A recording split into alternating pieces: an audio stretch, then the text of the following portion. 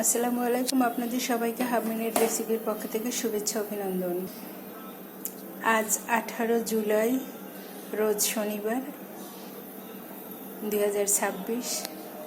আমাদের দুপুরের মেনু আমি আর বাবলু সোনা খাবো। আমি রাইস কুকারে, আম্মুর লাল টুকটুকে রাইস কুকারে রান্না করেছি। ভাত ঝরঝরে হয়েছে, দেখুন কত সুন্দর হয়েছে। আমি এবার ভাতটা একটু সফট করে রান্না করি। যে পরিমাণে চাল দেই তার ডাবল পানি দেই, কিন্তু তারপর আর একটু পানি বাড়িয়ে দেই। কারণ হচ্ছে আমার বাবলু সোনা আবার সফট ভাত খেতে খুব পছন্দ করে, শক্ত ভাত খেতে পছন্দ করে না। তাই আমি এভাবে ভাতটা রান্না করেছি। দেখা যাক এবার কি রান্না করেছি। এরপরে আমি রান্না করলাম সিমের আটি দিয়ে ডিম ভুনা। প্রতিদিন আমি আমার বাবলুকে মরিচ মশলা দিয়ে ডিমের মাখামাখি খাওয়াই, কিন্তু আমার বাবলু সোনা সেটা পছন্দ করে না। যার কারণে আমি কাঁঠালের বিচি দিয়ে ডিম রান্না করলাম। খুবই সুন্দর হয়েছে, সব কিছু ঠিকঠাক হয়েছে। কারণ এই কাঁঠালটা আমরা কিনেছিলাম মাত্র 40 টাকায়, কচকচা হয়েছিল, খুব সুন্দরই হয়েছিল। তারপর ভাবলাম যে কাঁঠালের আটি ফেলে দিব। কাঁঠালের আটিতে প্রচুর পরিমাণে ভিটামিন, আর আমার বাবলু সোনা মাছ, মাংস, দুধ, ডিম এগুলো খেতে পছন্দই করে না, ভীষণ ঘৃণা করে। তাই নিত্য নতুন রান্না করলে হয়তো একটু খায়। তাই আমি ভাবলাম যে ডিম যেহেতু সুপার ফুড, ডিমের সাথে আমি কাঁঠালের আটিটা দিয়ে দিই। এবং কাঁঠালের আটি দিয়ে আমি রান্না করার পরে দেখুন কত সুন্দর হয়েছে। আর আমি এটা রান্না করি মূলত মরিচ মশলা দিয়ে। আমি একটা মরিচ মশলা তৈরি করি, শুধু একটু মরিচ মশলা আর শাক সবজি তরকারি দিয়ে ঢাকা দিয়ে দিলেই একদম রান্না কমপ্লিট হয়ে যায়। এই খাবারটা ভীষণ লোভনীয় এবং পুষ্টিকর, স্বাস্থ্যসম্মত। আমি আসলে রান্না করি খুবই পরিষ্কার পরিচ্ছন্ন হয়ে। আমি রান্না করতে ভীষণ পছন্দ করি।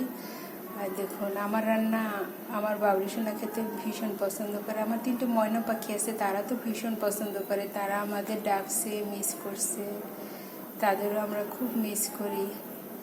তো এরপর দেখা যাক কী রান্না করেছি আমি। এরপর আমি রান্না করতেছি আমার বাবলু সোনার ছাদ বাগানের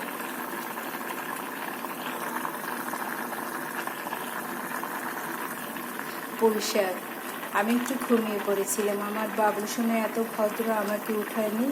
ঘুম থেকে উঠে আমি ভাবলাম যে তরকারি রান্না করেছি তারই আমার বাবলু সোনার গলা থেকে নামবে না, কারণ আমার বাবলু সোনা ঝোল তরকারি না হলে খেতে পারে না। তাই আমি ঘুম থেকে উঠে ছাদ বাগানে গেলাম। ছাদ বাগানে গিয়ে পুঁই শাক কেটে নিয়ে আসলাম এবং পুঁই শাক সুন্দর করে মরিচ মশলা দিয়ে আমি রান্না করেছি। কারণ মরিচ মশলা আমার তেল পর্যন্ত দেওয়া আছে, কোনো কিছুই দেওয়া লাগে না।